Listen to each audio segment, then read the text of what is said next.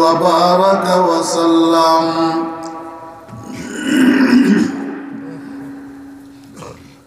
أما بعد فأعوذ بالله من الشيطان الرجيم.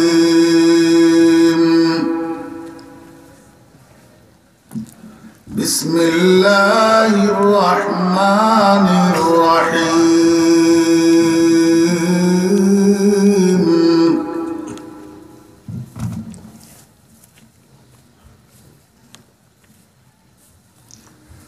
إن في خلق السماوات والأرض واختلاف الليل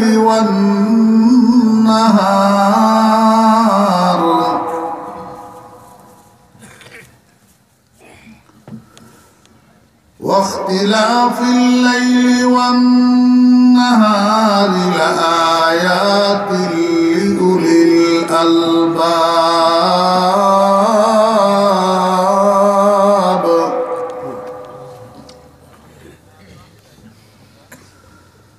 الذين يذكرون الله قياما وقعودا وعلى جنوبهم ويتفكرون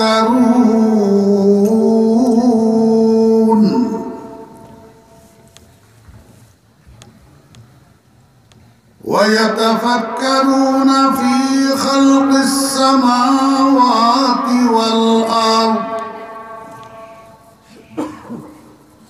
ربنا ما خلقت هذا باطلا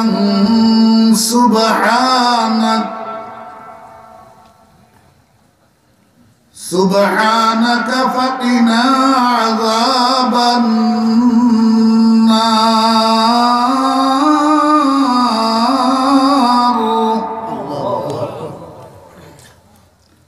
بارك الله لنا ولكم بالقرآن العظيم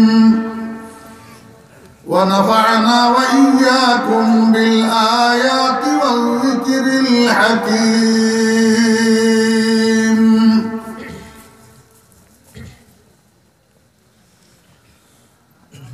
اے خاصا نے رسول وقت دعا ہے.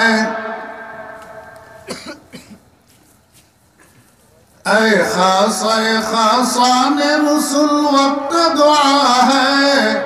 امت پہ تیرے آکے عجیب وقت پڑا ہے.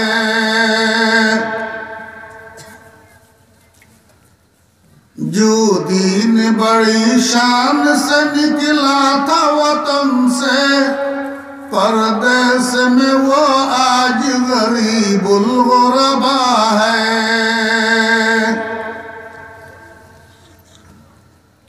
جس دین کے مدعو تھے کبھی سیرز و کسرا اس دین میں خود بائی سے اب بائی جدا ہے. اس دین میں خود بائی سے اب بائی جدا ہے.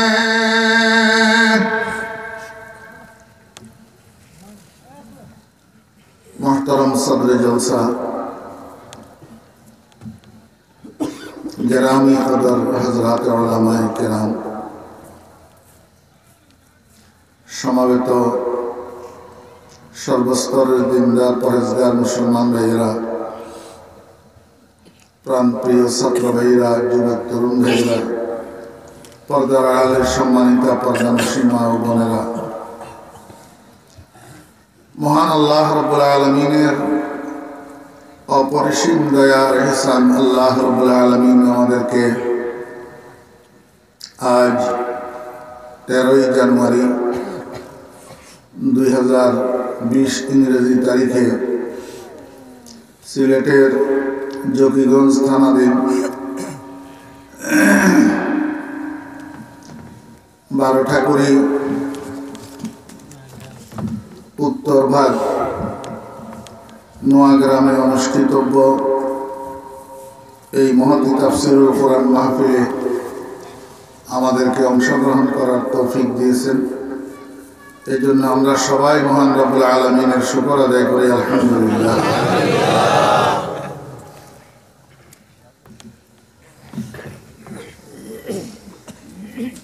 পৃথিবীর মধ্যে দুই প্রকারের মানুষ আছে। এর মধ্যে এক প্রকারের মানুষ স্রষ্টাকে বিশ্বাস করে, আর এক প্রকারের মানুষ স্রষ্টাকে বিশ্বাস করে না।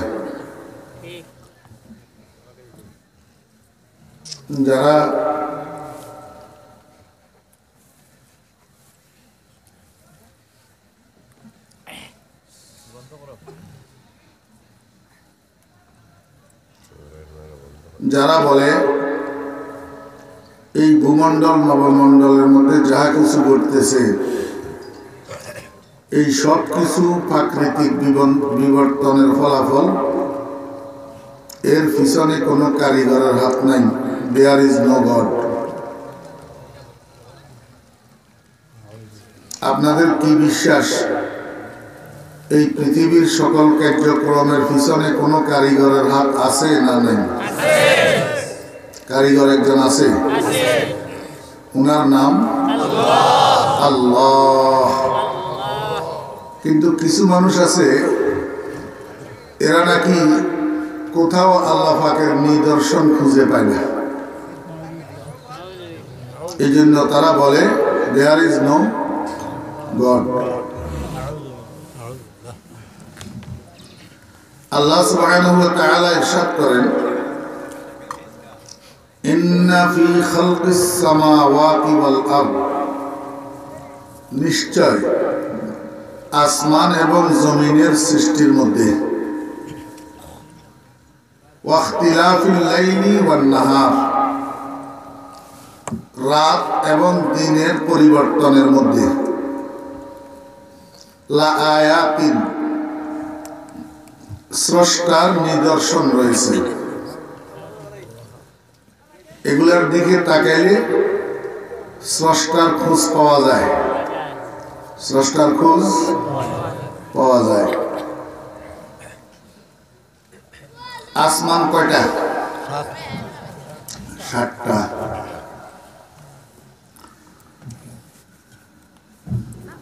আপনারা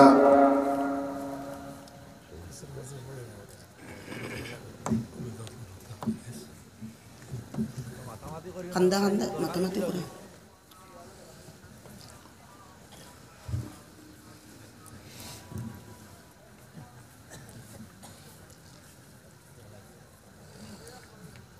একটু বুঝা কারোর জন্য কষ্ট হলেও মনোযোগ সহকারে শুনলে আশা করি বুঝবেন ইনশাআল্লাহ।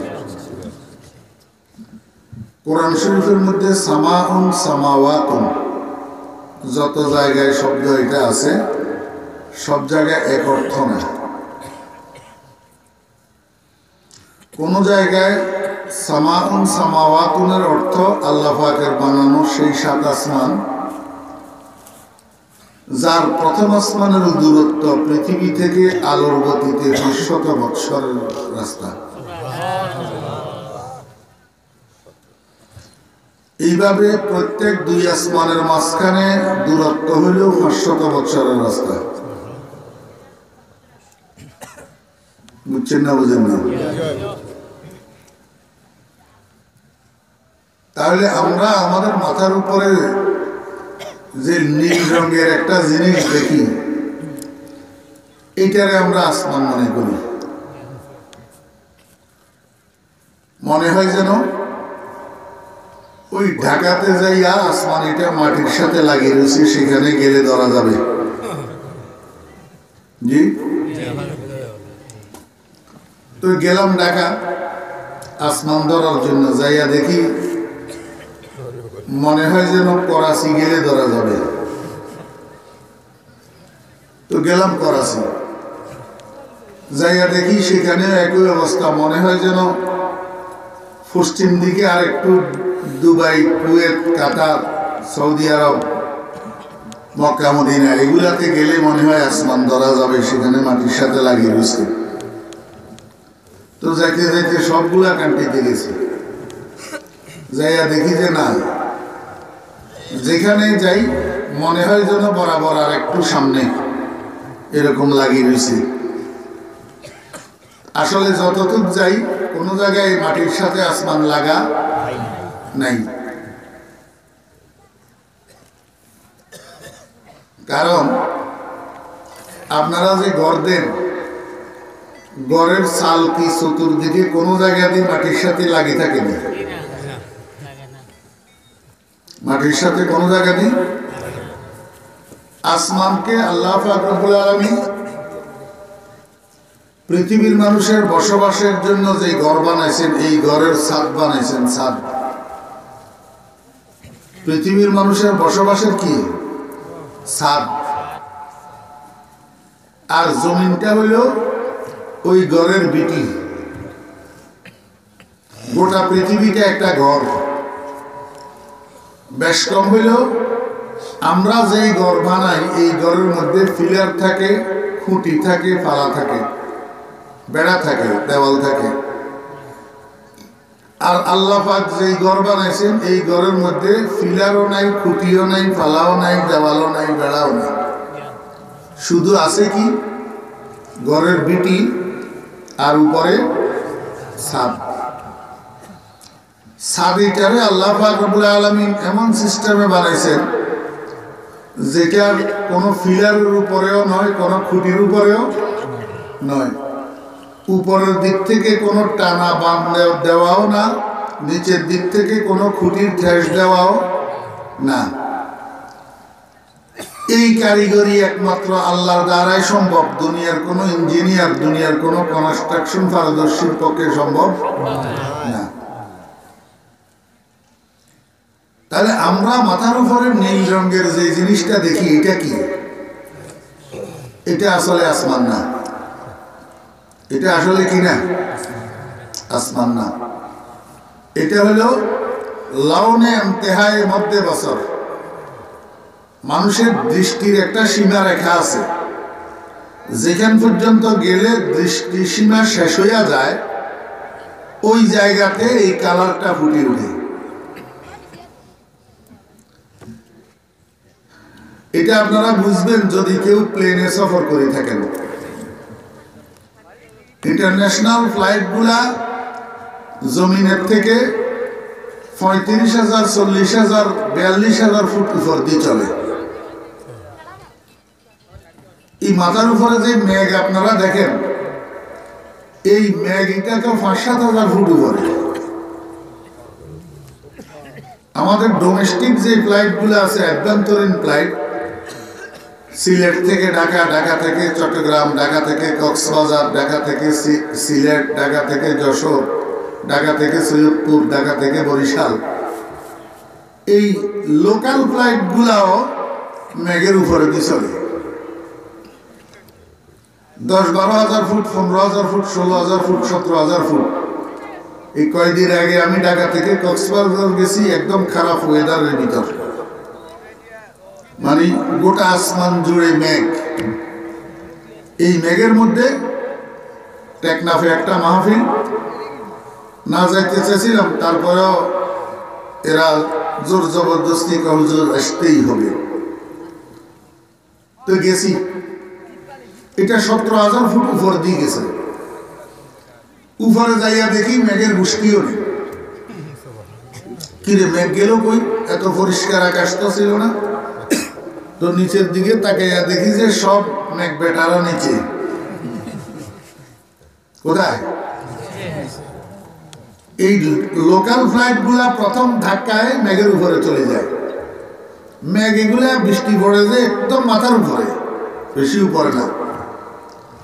তো যে সময় আকাশে মেঘ থাকে না, একদম পরিষ্কার আকাশ, শুষ্ক মৌসুমে থাকে না, তখন 35,000 ফুট উপরের থেকে প্লেনের জানালা দিয়ে নিচের দিকে তাকাইলে, ওই নিচের থেকে তাকাইলে উপরে যে কালার দেখা যায়, উপরের থেকে তাকাইলে নিচে ওই কালারটা দেখা যায়। মনে হয় যেন নিচে আসমান আর একটা আছে। আসলে কি নিচে আসমান আর একটা আছে? তাহলে এটা কি? এটা হলো মানুষের দৃষ্টিসীমার শেষ সীমার কালার। মানুষের দৃষ্টিসীমা যেখানে শেষ হইয়া যায়, সেখানে এই কালারটা ফুটে উঠে। আমি আপনাদেরকে আর একটু বুঝাই। আপনাদের এখান থেকে সিলেট প্রায় 70-80 কিলোমিটার রাস্তা, ঠিক না বেটি? মনে করেন এখান থেকে সিলেট পর্যন্ত যত উঁচু নিচু আছে সব যদি সমান করে দেওয়া হয়, গাছপালাগুলো যদি সব কাটি ফেলা হয়, ঘর দরজাগুলা ভাঙিয়ে দেওয়া হয়, একবারে 12টা কুড়ি থেকে সিলেট পর্যন্ত পুরাটা খোলা, আর কোনো মাঝখানে কিছু নাই। এইরকম খোলা অবস্থায় আপনি 12টা কুড়ি দাঁড়াইয়া যদি তাকান, সিলেট শহর দেখবেন? জি, কেন দেখবেন না? সব তো খোলা। দৃষ্টির দূরত্ব এতটুকু যায় না। আপনি এখান থেকে সিলেটের দিকে খোলা অবস্থায় যদি তাকান, তো যেখানে দৃষ্টির সীমা শেষ হয়ে যাবে সেখানে এই আসমানের কালার এটা বলতে হবে। এই জন্য মনে হয় যেন একটু দূরে আসমান মাটির সাথে লাগিয়ে রয়েছে, আসলে এটা আসমানের কালার না, এটা দৃষ্টির শেষ সীমার কালার। এবার বুঝছেন? এবার আসেন, কোরআন শরীফের মধ্যে যত জায়গায় সামাউন সামাউন সামাউন আছে, কোন কোন জায়গায় সামাউনের মানি আল্লাহ বানানো সেই 7 আসমান, আর কোন কোন জায়গায় সামাউনের মানি সাহাবুন, মেঘ। ওয়ানজালা মিনাস সামাই মাআন ফাআখরাজা বিহি, আছে না নাই? তো ওয়ানজালা মিনাস সামাই মাআন, যে আল্লাহ আসমান থেকে বৃষ্টি নাজিল করেছেন, এই আসমানের অর্থ কি? মেঘ। আপনি সারা দুনিয়ার তাফসীরগুলো খুলি দেখেন, এখানে সামাউন আই সাহাবুন, মেঘ। তাহলে আসমানের কয় অর্থ হইল? 2 অর্থ। এক অর্থ হইল সাবএ সামাওয়াত, 7 আসমান। আরেক অর্থ হইল আসমান মানি মেঘ। আরেক অর্থ হইল আসমান মানি as-সামাউ ওয়াল খালাউ ফাওকা রাসিনা, আমাদের মাথার উপরে যে শূন্য স্থান আছে, খালি জায়গা, এটারেও আসমান কয়। এটারেও কি কয়? আসমান কয়। এখন আল্লাহ পাক রব্বুল আলামিন বলতেছেন, ইন্না ফি খালকিস সামাই ওয়াল আরদ, নিশ্চয় আসমান সমূহের এবং জমিনের সৃষ্টির মধ্যে। এখানে সামাউনের অর্থ কি? এখানে সামাউনের অর্থ হুয়াল খালাউ ফাওকা রাসিনা, আমাদের মাথার উপরে যে শূন্য স্থান আছে এইটা, এটার মধ্যে স্রষ্টার নিদর্শন আছে। কিভাবে? মনোযোগ আছে না? এই যে আমরা আমাদের মাথার উপরে একটা সূর্য দেখিনি, সূর্য পৃথিবীর আলো দেয় না। একটা চন্দ্র দেখিনি, পৃথিবীর আলো দেয়। আর কতগুলা নক্ষত্র তারকা দেখিনি, পৃথিবীকে আলো দেয়। এই সূর্য, চন্দ্র, নক্ষত্র, নক্ষত্রগুলা 2 প্রকার আছে। এক প্রকারের নক্ষত্র আছে আল্লাহ পাক প্রথম দিন হিটারে বানাইতে যেখানে ফিট করে রেখেছে, সেটা সেখানে ফিট হইয়া রয়েছে, নড়াচড়া নেই। এই বল, এটা কারেন্টের বল, এটারে ইলেকট্রিশিয়ানে যেভাবে লাগাইতেছে এইভাবে রয়েছে না? কি বলেন? এটা কি উপরের সামিয়ার লগে লাগা না বাঁশিটার লগে ফিট করা? এটা মাঝখানে জুলের যে এখানে তো তারের সাথে ঝুলেছে। কিন্তু আল্লাহ পাক রব্বুল আলামিন চন্দ্র, সূর্য, তারা এগুলারে এইরকম খালি জায়গার মধ্যে তার ছাড়া, কোনো কিছুর সাথে বাঁধা ছাড়া এরকম ঝুলে রেখেছে। ঝুলাইছে তো ঝুলাইছে, কিছু কিছু লাইট আছে যে তো এটারে স্থির করে ঝুলে রেখেছে, যেখানে ফিট করে রেখেছে সেখানে দাঁড়াই রয়েছে। আর কতগুলো আছে ফিট করছে যে স্থির অবস্থায়, ভ্রাম্যমান অবস্থায়, মোবাইল সিস্টেম। বুঝে থাকলে বলুন তো, সূর্য স্থির না ঘূর্ণমান? চন্দ্র স্থির না ঘূর্ণমান? তারা স্থির না ঘূর্ণমান? ঘূর্ণমান। সূর্য চলমান, চন্দ্র চলমান, এবং তারকাগুলোর মধ্যে কিছু আছে স্থির আর কিছু আছে চলমান। আল্লাহু আকবার। চন্দ্রের চলার জন্য আল্লাহ পাক রব্বুল আলামিন আকাশের মধ্যে, এই খালি স্থানের মধ্যে 28টা রাস্তা বানিয়ে রেখেছে। এই 28 রাস্তা দিয়ে চন্দ্রকে আসা যাওয়া করতে হয়। এর বাহিরে যাওয়ার ক্ষমতা নাই। সূর্যকে চলার জন্য আল্লাহ পাক 12টা রাস্তা বানিয়ে রেখেছে। এই 12টা রাস্তা দিয়ে সূর্য গমনাগমন করে, এর বাইরে যাওয়ার সূর্যের ক্ষমতা নাই। 60টা তারা আছে, 60টা তারা, এগুলা ভ্রাম্যমান তারা, চলমান তারা, এগুলাকে কাওয়াকিবে সাবঈ সাইয়ারা বলে। এরাও এরকম ভ্রমণ করে, কিন্তু চন্দ্র সূর্যের ভ্রমণ আর এই সপ্ত তারকার ভ্রমণের মধ্যে পার্থক্য আছে। কিরকম পার্থক্য? চন্দ্র সূর্য মনে করেন আঙ্কেল শুনি দেব কথা,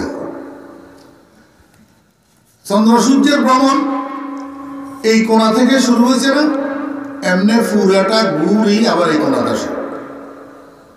বুঝছেন না বুঝেন না? এখান থেকে শুরু হয়েছে না, পুরাটা এমনি ঘুরি আবার এখানে আসে। কিন্তু এই সপ্ত তারকার ঘুরন হলো এই বেটা এখান থেকে ঘুরা শুরু হয়েছে না, ঘুরি এখানে আসছে না, আবার এখান থেকে উল্টা ঘুরি এখানে আসে। চন্দ্র সূর্য ঘুরে ডাইরেক্ট, কি ডাইরেক্ট।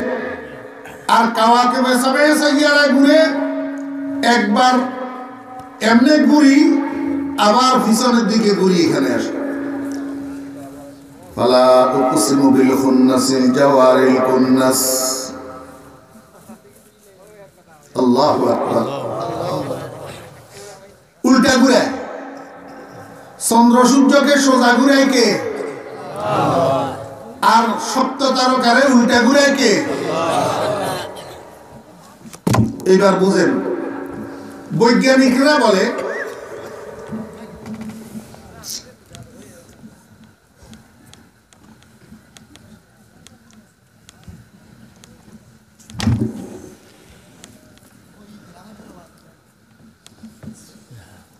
এই সপ্ত তারকা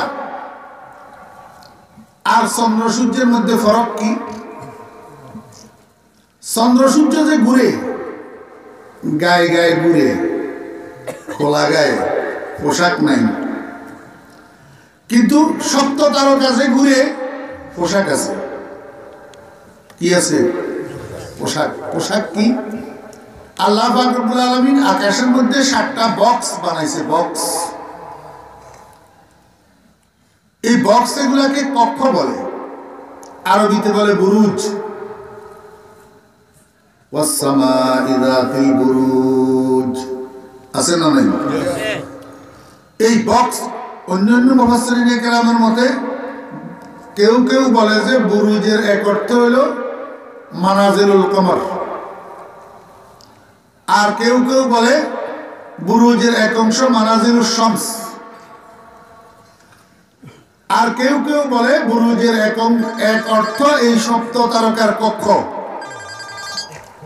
বক্স কতগুলা বানায় আল্লাহ পাক রব্বুল আলামিন, তারকা এগুলারে বক্সের ভিতরে ঢুকে দিছে। এখন বক্স সহ ঘুরে হেঁটে। কি সহ? বক্স সহ। সূর্য পৃথিবী থেকে 13 লক্ষ গুণ বড়। কয় গুণ? 13 লক্ষ গুণ। এটা আমাদের কথা না, তথাকথিত বৈজ্ঞানিকদের কথা। একটা পৃথিবীর মধ্যে এখন 5টা মহাদেশ: এশিয়া মহাদেশ, আমেরিকা মহাদেশ, আফ্রিকা মহাদেশ, ইউরোপ মহাদেশ, অস্ট্রেলিয়া মহাদেশ। কয়টা মহাদেশ? কয়টা? এশিয়া মহাদেশের মধ্যে ভারত, বাংলাদেশ, পাকিস্তান, এই সৌদি আরব, মিডল ইস্ট পুরাটা, চীন, বর্মা, নেপাল, ভুটান, শ্রীলঙ্কা, পুরাটা কিসের ভিতর? এশিয়া মহাদেশের ভিতর। যদি এশিয়া মহাদেশ এত বড় হয় তাহলে অন্যান্য আরো এরকম 5টা মহাদেশ আছে না? এই সব মিলাইয়া হইল কি একটা পৃথিবী। এই পৃথিবীর গ্লোবটা বল। তো সূর্য যদি পৃথিবীর থেকে 13 লক্ষ গুণ বড় হয়, এই এত বড় গ্লোব এটা পৃথিবীর চতুর্দিকে ঘুরে কি করে? ওয়াশ-শামসু তাজরি লিমুস্তাকাররিন লাহা যালিকা তাকদীরুল আজিজিল আলীম। এইভাবে চন্দ্র ঘুরে, এইভাবে সূর্য ঘুরে। মজার বিষয় হলো একটা বাল্ব যদি তার একটার সাথে বাঁধি দেওয়া ছাড়া ঝুলি না থাকে, একটা শামিয়ানা যদি নিচের থেকে খুঁটি দেওয়া ছাড়া শামিয়ানা না হয়, না আসমানের দিকে ফিটিং না জমিনের দিকে ফিটিং, এই মহাশূন্যের মধ্যে এই সূর্য এটাকে, চন্দ্র এটাকে ফিট করিয়া, সপ্ত তারকাকে ফিট করিয়া, আল্লাহু আকবার, এইভাবে ঘুরায় যে কোনো কারিগর আছে না নাই? আল্লাহ পাক রব্বুল আলামিন বলেন, বান্দা নিশ্চয় কারিগর আছে, এই কারিগরের খোঁজ পাবি তুই এই জিনিসগুলোর মধ্যে চিন্তা করলে। ওয়ায়াতাফাক্কারুনা ফি খালকিস সামাওয়াতি ওয়াল আরদ। আল্লাহ পাক রব্বুল আলামিন বলেন, আসমান জমিনের সৃষ্টির মধ্যে, রাত্র দিনের পরিবর্তনের মধ্যে স্রষ্টার নিদর্শন রয়েছে, কিন্তু কার জন্য? লিউলিল আলবাব, আকলওয়ালাদের জন্য। কার জন্য? আকলওয়ালাদের জন্য, যার কাছে আকল আছে। বেআকলের জন্য না। বেআকল বুঝেন? বেআকল বুঝেন? আপনার জকিগঞ্জের ভাষায় বেআকলের কি কয়?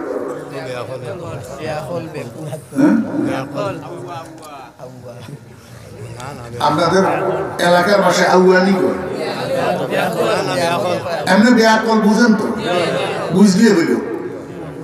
হ্যাঁ, আল্লাহ পাক রব্বুল আলামিন বলেন, আমার সৃষ্টি সমূহের মধ্যে আমার নিদর্শন রয়েছে। কার জন্য? আকলওয়ালার জন্য। যার ভিতরে আকল আছে সে আমার সৃষ্টির মধ্যে দেখলে, আমার সৃষ্টির দিকে তাকাইলে আমার নিদর্শন খুঁজে পাবে। যার কাছে আকল নাই সে আসমানের দিকে তাকাইলে আমার পরিচয় পাবে না, জমিনের দিকে তাকাইলে আমার খোঁজ পাবে না, পাহাড় পর্বতের দিকে তাকাইয়া আমার খোঁজ পাবে না, নদ নদীর দিকে তাকাইয়া আমার নিদর্শন পাবে না। মূল কারণ হইল লোকটা বেআক্কল। লোকটা কি? এবার বুঝে দেখলে বলেন তো, নাস্তিক সাহেবেরা আসলে আকলওয়ালা না বেআক্কল? ইলমে নবুয়ত গায়রে ইলমে আশিকি, ইলমে নবুয়ত গায়রে ইলমে আশিকি, মা বাকি তলবিসে ইবলিসে শকি।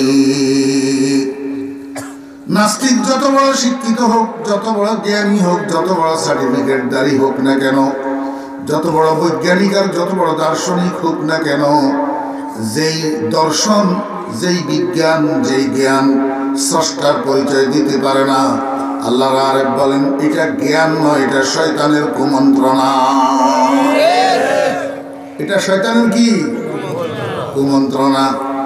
আল্লাহ পাক রব্বুল আলামিন বলেন, হে দুনিয়ার মানুষেরা, নিজেকে নিজে জ্ঞানী দাবি করলে জ্ঞানী হওয়া যায় না, নিজেকে নিজে বুদ্ধিমান মনে করলে বুদ্ধিমান হওয়া যায় না, নিজেকে নিজে বুদ্ধিজীবী মনে করলে বুদ্ধিজীবী হওয়া যায় না। আসল বুদ্ধিজীবীকে, বুদ্ধিজীবীর পরিচয় আমার থেকে নাও। আল্লাযীনা ইয়াযকুরুনাল্লাহা কিয়ামান ওয়া কুউদা ওয়া আলা জুনুবিহিম। আল্লাহ পাক বলেন, প্রকৃত উলুল আলবাব তথা আকলওয়ালা। কি আকলওয়ালা কারা? আল্লাহ পাক বলেন, ওই সমস্ত মানুষ আকলওয়ালা, ওই সমস্ত মানুষ জ্ঞানী আর বুদ্ধিজীবী যারা আল্লাহকে স্মরণ করে। আল্লাহকে কি করে? স্মরণ করে। দাঁড়ানো অবস্থায়, বসা অবস্থায়, শোয়া অবস্থায়। এই কথাটার অর্থ কি? মুফাসসিরিনে কেরাম রাহিমাহুল্লাহ লেখেন, এখানে আল্লাযীনা ইয়াযকুরুনাল্লাহর অর্থ হলো আল্লাযীনা ইউসাল্লুনা লিল্লাহ। তাফসীর দেখেন না, এখানে আল্লাহ পাকের জিকিরের থেকে আল্লাহ পাকের উদ্দেশ্য হলো পাঁচ ওয়াক্ত নামাজ। ওই সমস্ত মানুষ জ্ঞানী, ওই সমস্ত মানুষ আকলওয়ালা যারা আল্লাহকে খুশি করার জন্য, আল্লাহকে রাজি করার জন্য, আল্লাহর হুকুম মানার উদ্দেশ্যে পাঁচ ওয়াক্ত নামাজ পড়ে, যদি সম্পূর্ণভাবে সুস্থ থাকে, কোনো রোগ না থাকে, কোনো ওজর না থাকে, কোনো অসুবিধা না থাকে, তাহলে কিয়ামান দাঁড়াইয়া নামাজ পড়তে হবে, কারণ দাঁড়ানো নামাজের একটা ফরজ। দাঁড়ানো নামাজের একটা কি ফরজ।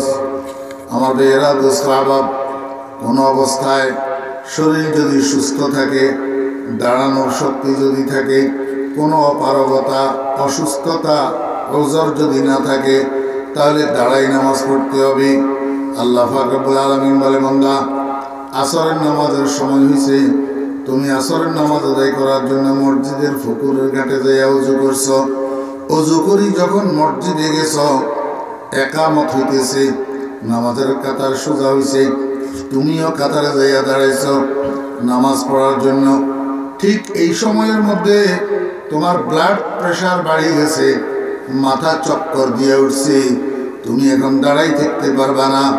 এই সময় যদি দাঁড়াই থাকো, তুমি দাঁড়ানোর থেকে পড়ে যাওয়ার সম্ভাবনা আছে। যদি পড়ে যাও, তোমার অঙ্গহানি হয়ে যাবে, প্যারালাইসিসে আক্রান্ত হইয়া যাইবার সম্ভাবনা আছে, তোমার এক অঙ্গ অবশ হয়ে যাওয়ার সম্ভাবনা আছে। অতএব কারণে বান্দা, এই প্রেশার অবস্থায়, মাথার চক্কর দেওয়া অবস্থায় তুমি দাঁড়াই থাকার দরকার নাই। তুমি বসো, তাড়াতাড়ি বসে যাও এবং বসে বসে নামাজটা আদায় করো। আমি রব্বুল আলামিন তোমার এই বসা নামাজও কবুল করব। আল্লাহ পাক রব্বুল আলামিন বলেন, হঠাৎ তোমার বুকের মধ্যে ব্যথা শুরু হয়েছে, হার্ট পেইন শুরু হয়েছে, অসম্ভব ব্যথা বরদাস্ত করা যায় না। তুমি চিৎকার দিয়া বললা তোমার ছেলেকে, বাবা আমার জন্য অ্যাম্বুলেন্স নিয়ে আয়। ছেলে অ্যাম্বুলেন্স নিয়ে আসছে, অ্যাম্বুলেন্সে করে তোমাকে হসপিটালে নিয়ে ভর্তি করেছে। হসপিটালের বেডে শোয়া, নাকের মধ্যে অক্সিজেন লাগানো, হাতের মধ্যে স্যালাইন লাগানো। এই সময়ের মধ্যে আল্লাহু আকবার, তুমি হসপিটালের বেডে শোয়া অবস্থায় যদি তোমার হুঁশ থাকে, যদি নামাজের সময় বুঝতে পারো, তুমি তোমার ছেলেকে বলবা, বাবা আমি তো আসরের নামাজ কাজা করব না, আমার হুঁশ আছে, আমি দেখতেছি আসরের নামাজের সময় হয়েছে, তোরা একটা কাজ কর, আমাকে একটা মাটির দলা আনি দে। মাটির দলা একটার উপরে হাত মারিয়া প্রথমে নিয়ত করবা পবিত্রতা অর্জনের নিয়ত, এরপরে মাটির দলার উপরে হাত মারিয়া চেহারাটাকে মসে করবা। আবার মাটির দলার উপরে হাত মারিয়া প্রথমে বাম হাত দিয়া ডাইন হাতটাকে মসে করবা, এরপরে ডাইন হাত দিয়া বাম হাতটাকে মসে করবা। এইবার শুইয়া শুইয়া নিয়ত করবা আল্লাহু আকবার।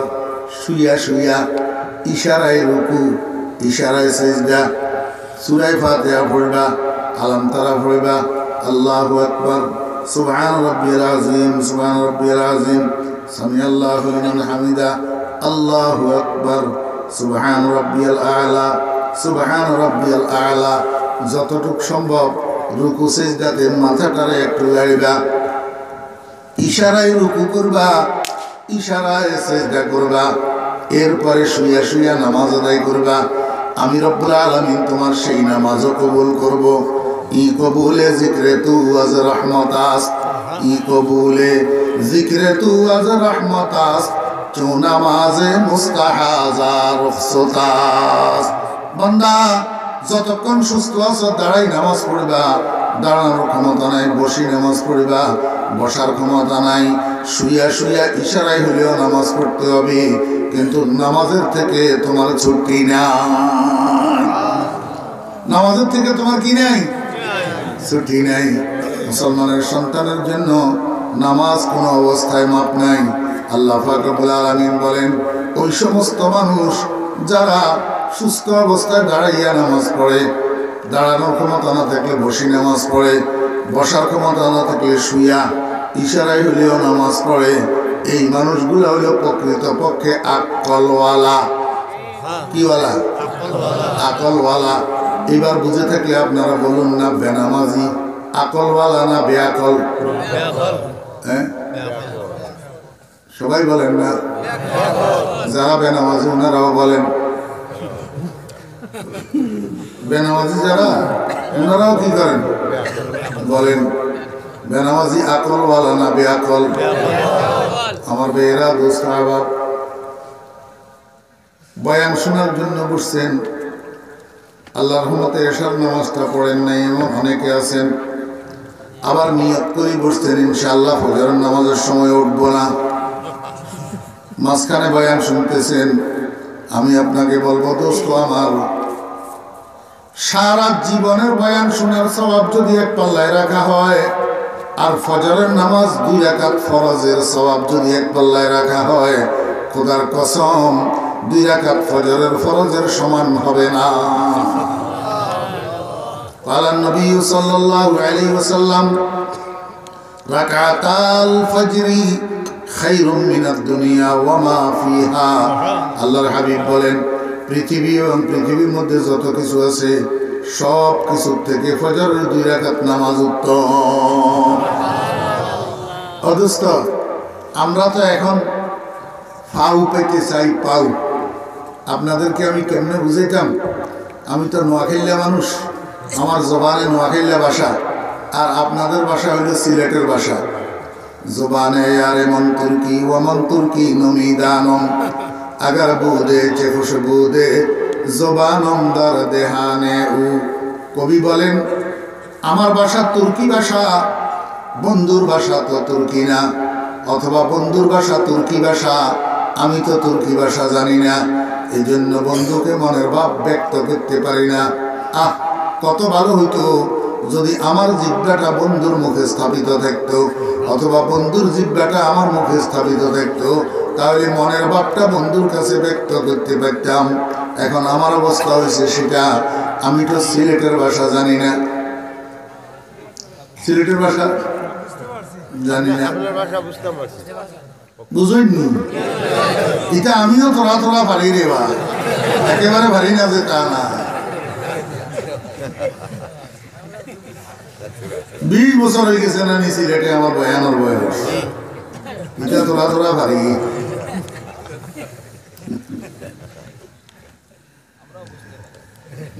হ্যাঁ, ঢাকা থেকে একবার প্লেনে উঠলাম, বিয়ানীবাজার এক মাহফিল ছিল, তো প্লেনে আসতেছি।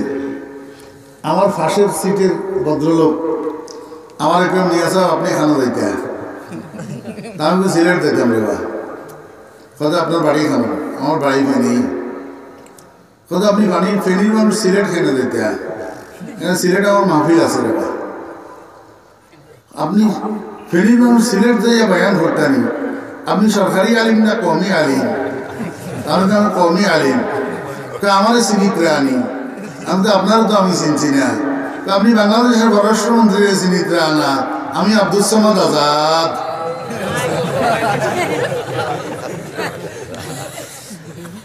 তাড়াতাড়ি এবার আর সিলেটের মাদিনা, এক্সকিউজ মি স্যার, আমি আপনাকে চিনতে পারি না। আল্লাহ গরিব রহমত ফরমান। উনি 20 মিনিট উপরে ছিলাম, সেদিন আমাকে অনেকগুলা তথ্য দিয়েছেন উনি ওলামায়ে দেওবন্দের ব্যাপারে। উনি আমাকে বললেন, মিয়া সাহেব, সৈয়দ আসাদ মাদানির চিন্তা নিয়ে। এখন চিন্তাম না কেন, আমরা দাদা ওস্তাদের বেটা। আমি আসাদ মাদানি সাহেবের মুরিদ। আমার শেখরে আমি বাংলাদেশে আনতাম, বাংলাদেশের নামদারি মুসলমান কতগুলায় চায় না আমার শেখ বাংলাদেশে আসুক, আমি আনিয়া যাচ্ছি। উনি তো নাম বলছেন, আমি নাম বলতেছি না, নাম বললে বেজাল। আমি আনিয়া যাচ্ছি। আল্লাহু আকবার।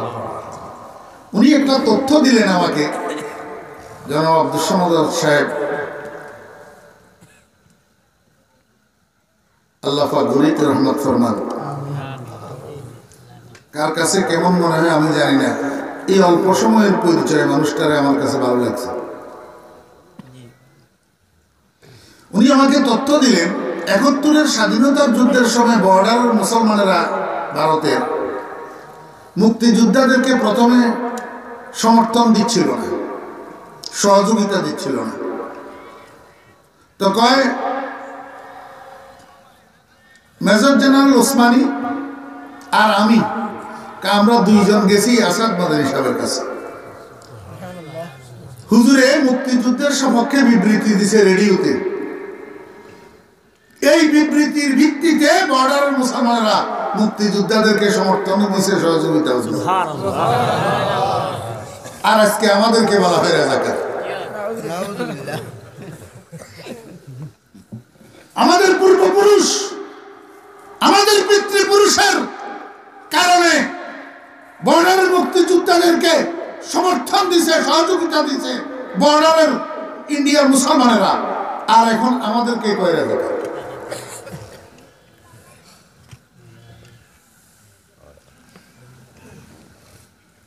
যাই হোক, আমি আপনাদেরকে বুঝাইলাম, আমি একেবারে সিলেটের ভাষা আমি জানি না, বুঝি না, বলতে পারি না যে তা না। 20 বছর হয়ে গেছে না।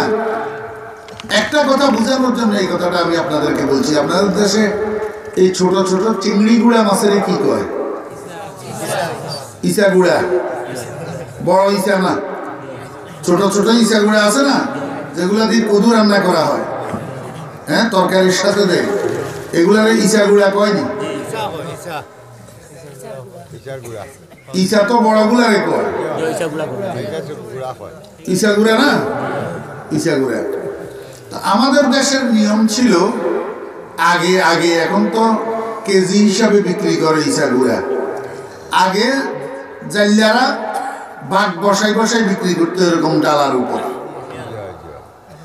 এক বাঘ 10 টাকা, এক বাঘ 10 টাকা। তো এক ভদ্রলোক জাইলার কাছে গেছে ইচা গুড়া মাছ কেনার জন্য। যাইয়া জিজ্ঞাসা করে, এই জাইলা, তোমার ভাগ কত? কয় 10 টাকা। 10 টাকার ভাগে এত কম মাছ দিছ কেন? 4টা ফাউ দিবা না? ফাউ বুঝেননি?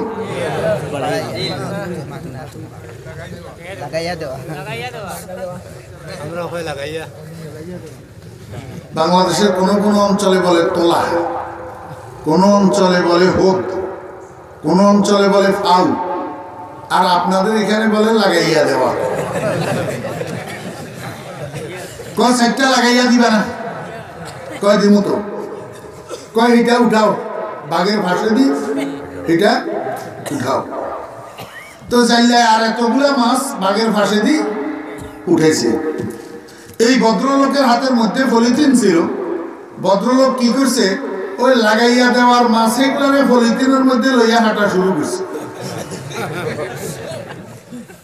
কয় এটা দিয়ে আমার কাজ হবে। জাইলে কয় পয়সা? কয় কিসের পয়সা? বাঘ নিলে না পয়সা? এটার কি পয়সা আছে? তো জাইলে বসার থেকে উঠি একবারে গর্দানার উপরে 2টা দিছে। এটা বেয়াদব, তুই বাঘ কিনলে না, তোরে এটা দেওয়া হবে লাগাইয়া। যদি বাঘ না নিবি তো তোরে এটা ফ্রি দিবে কে? এটা তো ফ্রি পাওয়া যাবে বাঘ কিনলে।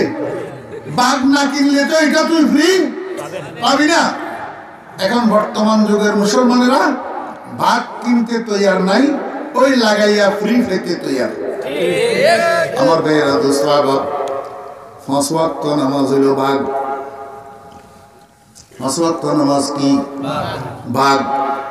আর যত নফল ইবাদত আছে, সমস্ত নফল ইবাদতের সওয়াবগুলো হইল লাগাইয়া। লাগাও। আল্লাহ পাক রব্বুল আলামিন বলেন, বান্দা, 5 ওয়াক্ত নামাজ যদি তোমার মধ্যে থাকে তো তোমার কোরআন তেলাওয়াত কবুল, তোমার জিকির আজকার কবুল, তোমার ওয়াজ নসিহত শোনা যাওয়া আসা বসা কবুল, তোমার দান সদকা কবুল। যদি 5 ওয়াক্ত নামাজ তোমার কাছে না থাকে, একটা নফল ইবাদত তোমার আমার দরবারে কবুল না। বাঘ যদি না থাকে, ওই লাগাইয়া সওয়াবগুলা পাইবা না। বাঘ যদি থাকে তো লাগাইয়া সওয়াবগুলাও পাইবা। আমার মুসলমান ভাইয়েরা, দোস্ত, আহবাব, এই ওয়াজ নসিহতে আসা বসা শোনা এগুলা কাজে আসবে কখন? যদি আমল নামার মধ্যে 5 ওয়াক্ত নামাজ থাকে, কপালে নামাজের সেজদা যদি থাকে, আর কপালে সেজদা যদি না থাকে, তাহলে কিচ্ছু কাজে আসবে না। বুঝছেন না? বুঝেন নাই? আমার ভাইয়েরা, দোস্ত, আহবাব, আল্লাহ পাক রব্বুল আলামিন বলেন আল্লাযীনা ইয়াযকুরুনাল্লাহা কিয়ামান ওয়া কুউদা ওয়া আলা জুনুবিহিম। এবার বুঝে থাকতে আমাকে আপনারা একটু বলুন না, বেনামাজি আকলওয়ালা না বেআকল? কিরকম বেআকল? গরু গরু ছাগলের থেকে বেআকল বেনামাজি, গরু ছাগলের থেকেও বেআকল। কয় কিরকম বেআকল? বেনামাজি কুকুরের চেয়েও বেআকল, কুকুরের চেয়ে। কুকুরের চেয়েও কি? আমার বেয়েরা দোস্ত বাবা, আগে বুঝেন। আমি যদি বুঝাই দিতে পারি তাহলে কেন মনে কষ্ট নিবেন? আর যদি বুঝাই না দিতে পারি তাহলে মনে কষ্ট নিয়েন। আপনাদের অঞ্চলে মানুষে গরু ছাগল পালে কিনা? জি। একটা বিলের মধ্যে 2, 3 জন, 5 জন, 10 জন মানুষ গরু ছাড়ি দিছে চড়ার জন্য, ঘাস খাওয়ার জন্য। গলায় রশি লাগায় নাই, রশি লাগানো ছাড়া এমনি ছাড়ি দিছে যে এই দিন পার্শ্ববর্তী একটা বাজারের তারিখ, পার্শ্ববর্তী একটা বাজারের তারিখ। আপনাদের এদিকে শুক্রবার, সোমবার, শনিবার, মঙ্গলবার, রবিবার, বুধবার বাজার মিলেনি তো পাশে একটা বাজার ছিল। বিলের মধ্যে গরু ছাড়ি দিছে। গরু ছাড়ি দিয়ে ওনারা তো বাজারে চলে গেছেন। বাজার থেকে সদাই মদাই করি আবার বাড়িতে আসতে রাত্রে 8টা বাজে গেছে। সন্ধ্যার আগে, সূর্যাস্তের আগে আসতে পারে নাই। এমতো অবস্থায় বুঝে থাকলে বলুন, গরুগুলা বিলের মধ্যে থাকবে না বাড়িতে চলে যাবে? বুঝি বলেন। যদি গলায় রশি না থাকে, বান্ধা না থাকে, তাহলে এই ছাড়া গরুগুলা বিলের মধ্যে থাকবে না বাড়িতে যাবে? সবগুলা বাড়িতে চলে যাবে, একটা গরুও বিলের মধ্যে থাকবে না। আচ্ছা, এখন গেল বাড়িতে। এখানে তো এক দলের 10 জন মানুষের গরু বিচরণ করছে। এখন বাড়িতে যাওয়ার সময় কারটা কার বাড়িতে যাবে? একজনেরটা একজনের বাড়িতে না, যার যার গরু তার তার বাড়িতে যাবে? বুঝি বলতেছেন? যার যার গরু তার তার বাড়িতে যাবে। যার যার গরু তার তার গোয়াল ঘরে যায় ঢুকবে। একজনের গরু আরেকজনের বাড়িতে যাবে না, একজনের গরু আরেকজনের গোয়াল ঘরে যাবে না। এতে করে বোঝা যায় গরু যদিও গরু, কিন্তু মালিকের বাড়ির দরজা চিনে, মালিকের গোয়াল ঘরের দরজা চিনে। আল্লাহ পাক রব্বুল আলামিন কে বান্দা, গরু যদি মালিকের বাড়ির দরজা চিনতে পারে, মালিকের ঘরের দরজা চিনতে পারে,